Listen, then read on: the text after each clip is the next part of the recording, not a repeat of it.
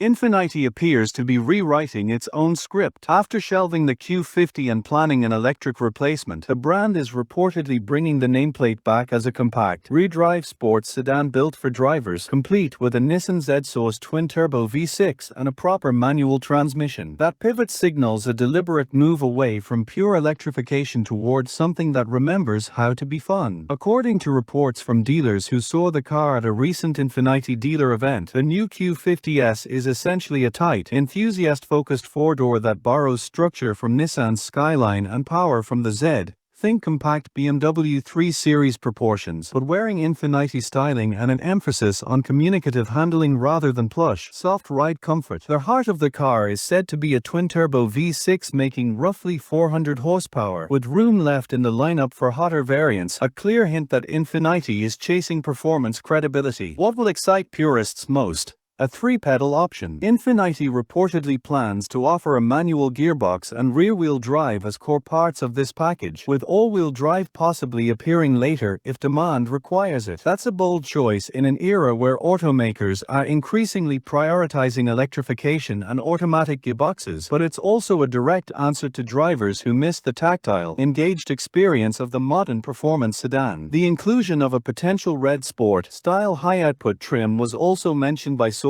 suggesting Infiniti won't hold back on offering a full-blown halo model. There's context behind the decision. Infiniti had planned to replace the Q50 with an electric model later this decade, but softer EV demand and tightening incentives have apparently forced a strategic rethink. Reviving a gasoline-powered, drive-oriented sedan feels like both a defensive and opportunistic play. Defensive because it stabilizes product offerings while Nissan and Infiniti regroup, and opportunistic because a credible, affordable sports sedan hits a gap in today's market. The move echoes the industry's uneven pivot to EVs and shows how brands are still testing different mixes of powertrain strategies. Of course, there are questions that remain unanswered. We don't yet know final power, exact trim spread, weight or pricing, nor whether the car will be a reworked Q50 or a reskinned Skyline derivative for markets like the US. Dealers vary in enthusiasm. Some worry buyers in colder regions will demand AWD, but the overall reaction suggests excitement. A mainstream luxury marque talking about three pedals, balance and steering finesse is something of a novelty these days. If Infiniti follows through,